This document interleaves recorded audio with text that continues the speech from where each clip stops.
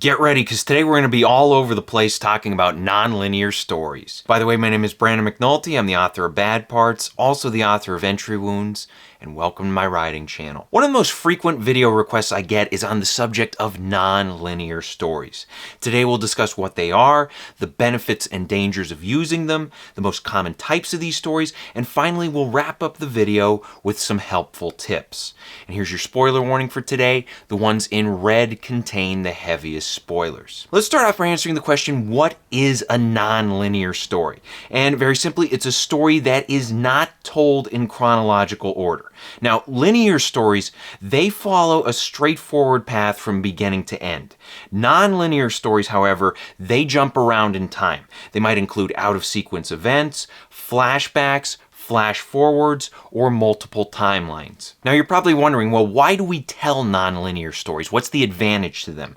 And they have some key advantages. Some include the idea of conveying character perspectives. These stories may reflect how characters think and perceive the world. For instance, if a character is trying to remember a traumatic event from their past, we might watch a series of flashbacks and discover the truth along with them. These stories also benefit from having an unpredictable narrative style. Sometimes a straightforward story can be predictable, but a nonlinear story can shake things up and keep the audience on their toes. And this allows for unique ways of creating suspense, mystery, and meaning. Now, there are also some potential downsides to nonlinear storytelling, and these include things like the fact that they can confuse the audience, they can make the story too complicated, or they can kill the story's momentum in terms of pacing or emotional flow. And this is especially true if you have a story that's really cruising along and then it jumps into an unnecessary flashback. So be aware of those things and be aware that not every audience will enjoy a nonlinear story. Okay, next up we're going to talk about different types of nonlinear stories. I came up with 3 of them for this video. The first one is the mostly straightforward story that includes the occasional flashback or flash forward.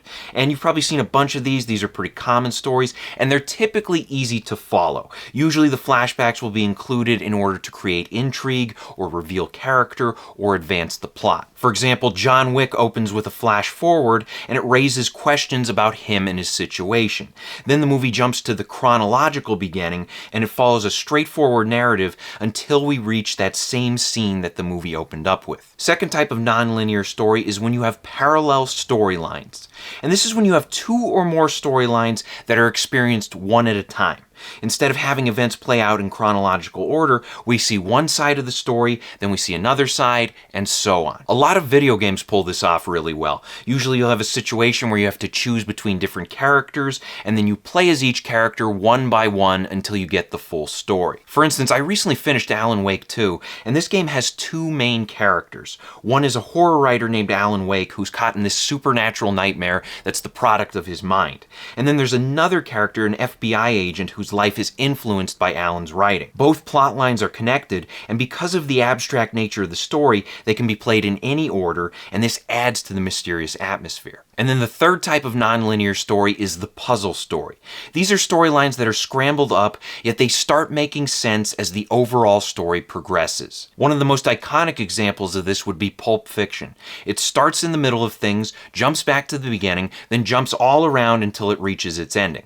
Another example would be Memento. This movie is about a man with anterograde amnesia, which means that he's unable to create new memories. He sets out to avenge his wife's death, and as the movie progresses, the main storyline moves in reverse order, while a secondary storyline fills in details from the more distant past. And the movie is engaging because we're constantly learning bits and pieces of the truth that affect the main character. Alright, now before we wrap up this video, I want to share with you 5 tips for writing nonlinear stories.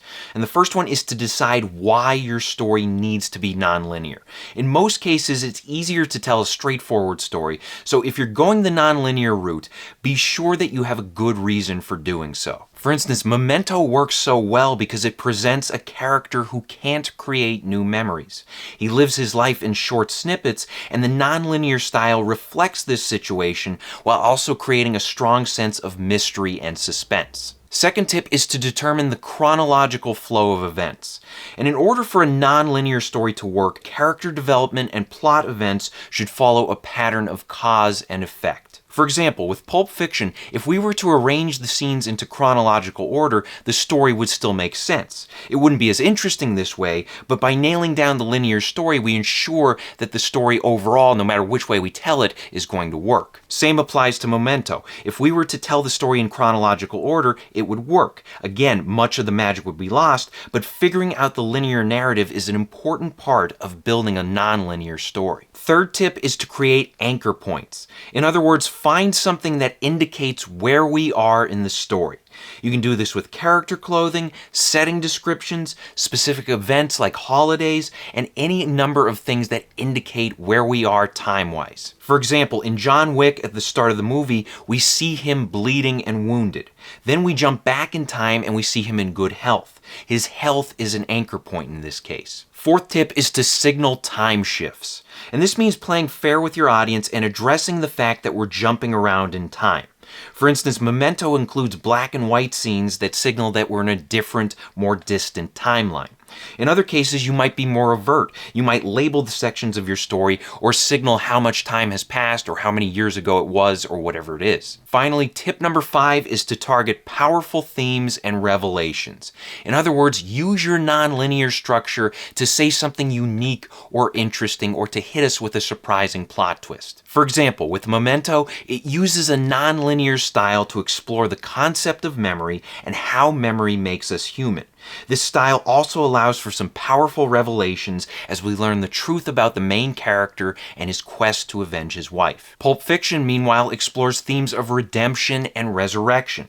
The story's structure contributes to this by showing Vincent's death in the middle of the movie, then showing Vincent alive again in the final scene.